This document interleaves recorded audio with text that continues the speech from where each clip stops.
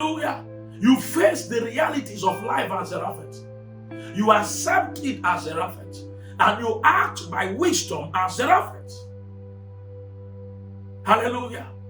Zarephath simply means that you can actually reduce the number of cars in your house because you don't need them. You don't have the money to maintain them. And they are nuisance to you right now. You can sell some of your cars so that you can use the money to start up a good business or even feed your family. That is Zarephath. He said, go to Zarephath. Zarephath simply means you have to try something below your family background. It simply means you have to do something below your big name, the big name you are giving to yourself. It simply means you have to do something below your usual connections, because even your connections now cannot help you. So why don't you do something below your connection and stop thinking about what they think about you?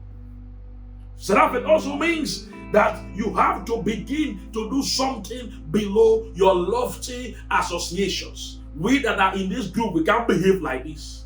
Zarephath simply means you are accepting the reality on ground and you are acting accordingly with wisdom. Hallelujah. Hallelujah. That bloated ego need to come down at Zarephath.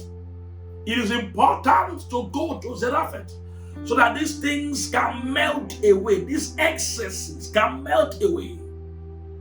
Trying to live a life you cannot afford, let it melt away at Zarephath. It is stupidity to keep spending money the way you used to spend in your hardship. You need to cut down your expenses. Understand where you are now and act accordingly. What you don't have now is not necessary, it's not compulsory. You can't be throwing money away the way you used to throw it. You cannot be giving people money to do businesses for you as Zarephath. This is the time to do things by yourself to ensure that you are actively involved in your growth and progress. It is people that have too much money that send people to do business on their behalf. In this time of hardship, you must control, you must be in charge of your growth, financially and otherwise. Go to Zarephath. That is how you come out of hardship. Go to Zarephath. There is provision waiting for you at Zarephath. There is an instruction waiting for you at Zarephath. There is something small waiting for you at Zarephath.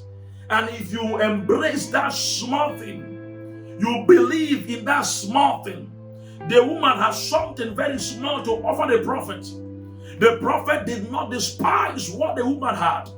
The prophet worked with what the woman had. I came to talk to somebody here. At Zarephath, we understand that you don't need a loan. You will understand you don't need to borrow money. You will understand you don't need something extra. We understand that the solution that you need to get out of your hardship is right within you. At Zarephath, you understand that the skill that God has been building you is enough to take you out of hunger and poverty and hardship. At Zarephath, we believe in what you carry. At Zarephath, we understand that what you have is enough for the miracle. Hallelujah. Hallelujah. God's instruction will sustain you in a time of famine. So as Zarephath, that instruction comes very clear. Hallelujah. You cannot live by what you have in your hand, because that will finish quickly. Hallelujah. That which you have simply in your hands, that small thing, will finish quickly. So what do? Like I said earlier, you contribute it to the Lord for multiplication. So you don't just keep eating what you have because you say, this is what I have. I cannot do business with what I have now. Let me begin to eat this thing that I have. You cannot make progress like that. When you get an instruction from the Lord will tell you the best thing to do with that thing that you have in your hand, because that thing which you have in your hand is enough for your next step. Hallelujah. The instruction of the Lord is a manufacturer of divine provision. So when you find yourself at Zarephath, the Lord will speak words to you. And as you follow these words, you will break down your pride. You will break down your ego. You will break down the excesses that were inimical to your coexistence with God. And before you know it, restoration will come. This hard phase will pass and we enter a place of divine abundance.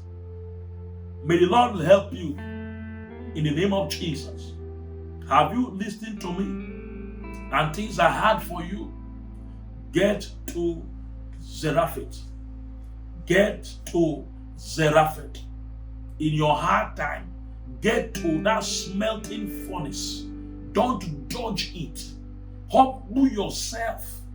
Do the things you didn't want to do before that are legitimate.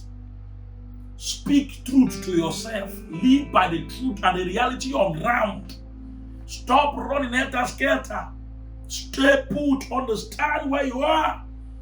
And as you get an instruction from the Lord, everything will change and become better than you used to do them.